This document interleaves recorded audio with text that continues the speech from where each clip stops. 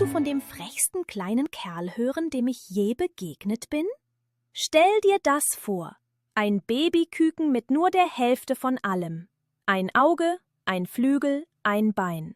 Aber so viel schneit. Klingt verrückt, oder? Aber genau das ist in Spanien passiert. Und dieser kleine Kerl, er hat mir was Wunderbares über Freundlichkeit beigebracht. Also, mach die Augen zu, wenn du magst, und komm mit mir in den Wald der Geschichten. Oh meine Güte, Spanien! Hast du schon mal den Duft von Orangen in der Sonne gerochen? So ist Spanien.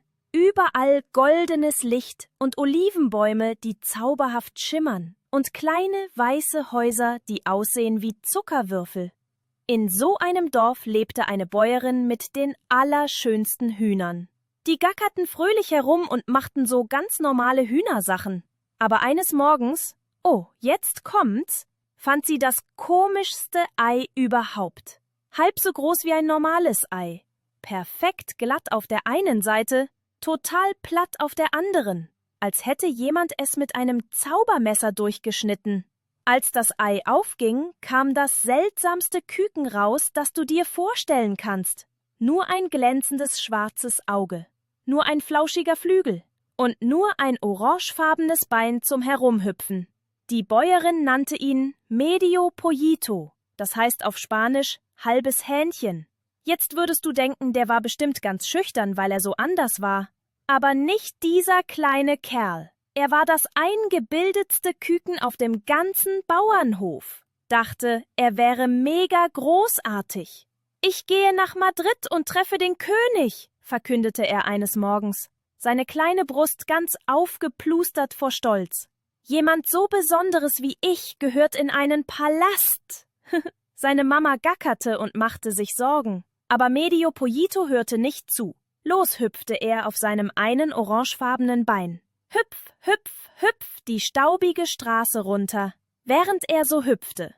Und ehrlich gesagt, meilenweit zu hüpfen ist ganz schön beeindruckend, fand er einen Bach, der ganz zugewuchert war mit Unkraut. »Kleines halbes Küken«, gluckste das Wasser traurig. »Könntest du mir helfen? Diese ganzen Pflanzen machen mich ganz stinkig und eklig.« Aber Medio Pollito war viel zu wichtig. »Tut mir leid, keine Zeit. Ich treffe mich mit dem König. Kann nicht zu spät kommen.« Ein Stück weiter fand er ein armes kleines Feuer, das fast aus war. Nur winzige orange Flämmchen, die in ein paar feuchten Stöcken kämpften. »Bitte, halbes Küken«, flüsterte das Feuer.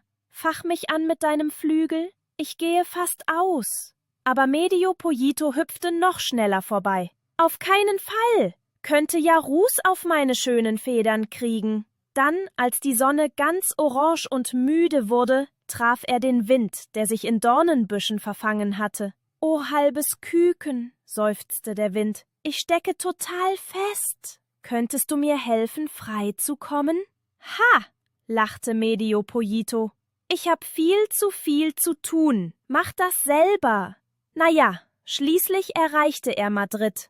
Die Stadt war riesig. Häuser, die bis zu den Wolken reichten. Lichter, die funkelten wie gefallene Sterne. Aber als er durch die Palasttore hüpfte, oh, entdeckte ihn die königliche Köchin. Perfekt, genau richtig für die Suppe des Königs. Bevor Medio Pollito auch nur seinen königlichen Termin erwähnen konnte, platsch, landete er in einem riesigen Topf mit Wasser. Jetzt wird's richtig gruselig. Das Wasser wurde heißer und heißer. Der arme Medio Pollito hatte wahnsinnige Angst. »Hilfe«, piepste er. »Wasser, bitte koch mich nicht!« Aber das Wasser erinnerte sich. »Du warst zu beschäftigt, um mir zu helfen«, blubberte es. Die Flammen wurden höher und gruseliger. »Feuer, bitte verbrenn mich nicht«, rief das verängstigte Küken. Aber das Feuer knisterte zurück. »Du wolltest nicht helfen, als ich fast aus war.« Gerade als alles richtig hoffnungslos aussah, wusch, kam der Wind durch das Küchenfenster gerauscht. Jetzt hätte der Wind ihn natürlich dort lassen können. Schließlich war Medio Pollito zu allen gemein gewesen. Aber der Wind war dafür viel zu freundlich. Mit einem mächtigen Windstoß wirbelte er Medio Pollito hoch, hoch, hoch in den Himmel, so hoch, dass der Palast aussah wie ein Spielzeug. »Das ist jetzt dein neues Zuhause«, sagte der Wind, gar nicht mal unfreundlich. »Du dachtest, du wärst zu gut, um anderen zu helfen. Jetzt kannst du hier oben bleiben und tatsächlich nützlich sein. Zeig den Leuten, wohin ich wehe.« Und genau das ist passiert.